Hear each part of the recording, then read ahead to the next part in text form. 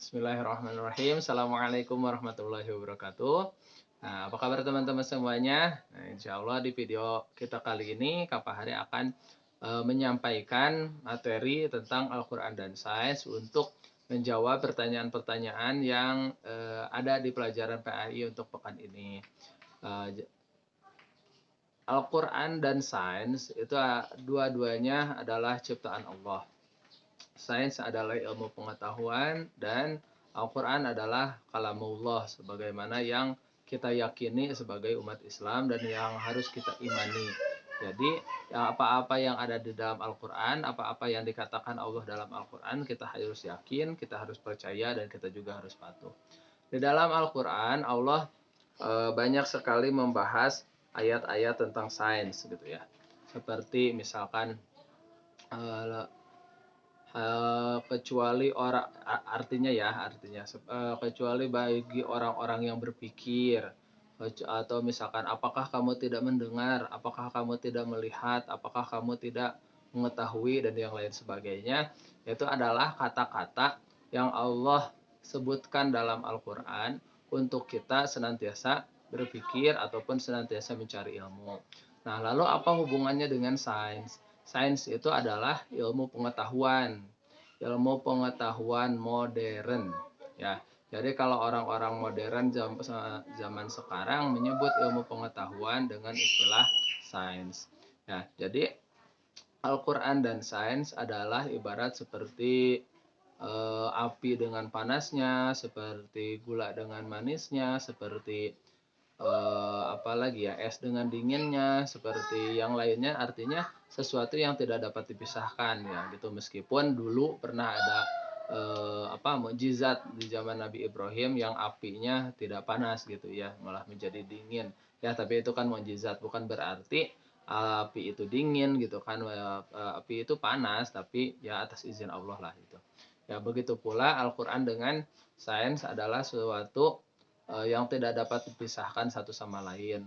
Artinya segala sesuatu yang terjadi di alam, ilmu-ilmu pengetahuan yang ada saat ini itu tidak terlepas dari Al-Quran.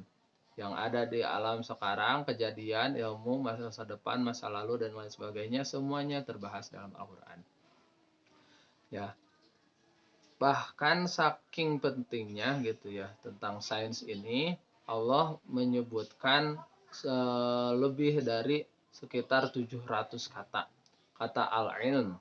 Al-ilm itu artinya ya pengetahuan, sains gitu. Seperti misalkan ayat-ayat tentang perintah berpikir, tentang mencari ilmu, tentang melihat, tentang yang lainnya, pokoknya semuanya eh, apa Allah katakan dalam Al-Quran itu perintah untuk kita mencari ilmu ya. Maka ketika adanya ataupun turunnya ayat-ayat tentang sains, tentang perintah mencari ilmu dengan cara berpikir, melihat, mendengar, tadabur, dan yang lain sebagainya, maka para ilmuwan terdahulu langsung tuh mengaplikasikannya gitu. Langsung mengaplikasikannya, menciptakan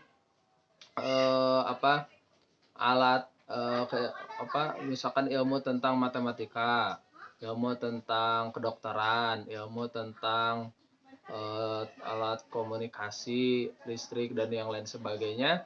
Semuanya diciptakan atau oleh para ilmuwan-ilmuwan terdahulu dengan cara mereka berpikir, mereka melihat, mereka mendengar, mereka ya semuanya mereka lakukan atas perintah dari Allah ya. Meskipun banyak sekali ilmuwan-ilmuwan yang mereka tidak Islam, mereka bukan beragama Islam, tetapi mereka menggunakan metode yang sama gitu dalam menciptakan ilmu pengetahuan mereka, yaitu dengan berpikir, melihat, mendengar, dan juga mentadaburinya gitulah. Dan itu semuanya sudah Allah perintahkan dalam Al-Quran. Maka banyak sekali ilmuwan-ilmuwan yang non-muslim ketika mereka menguji coba gitu ya, penelitian tentang sebuah ilmu pengetahuan yang ternyata itu ada di dalam Al-Quran, mereka tidak sedikit yang langsung masuk ke dalam Islam. Nah, termasuk kita umat Islam dalam beribadah tentu membutuhkan sains. Ya, ada beberapa ibadah yang tidak terlepas dari sains. Contoh misalkan untuk sholat saja ya, sholat yang 5 waktu yang wajib kita lakukan. Dulu sebelum adanya jam, apakah umat Islam tidak sholat? Sholat. Lalu bagaimana mereka menentukan waktu sholat? Yaitu dengan eh, melihat posisi matahari gitu. Nah, itu kan melihat posisi matahari itu kan sains, membutuhkan ilmu pengetahuan tentang sains gitu. Seperti sholat subuh, kapan waktu sholat subuh? Yaitu ketika terbit fajar di ufuk timur ya, di sebelah timur, dan sampai kapan habisnya? Sampai ketika matahari sudah muncul gitu kan, itu udah habis waktu sholat subuh. Nah, itu kan membutuhkan sains gitu, bukan hanya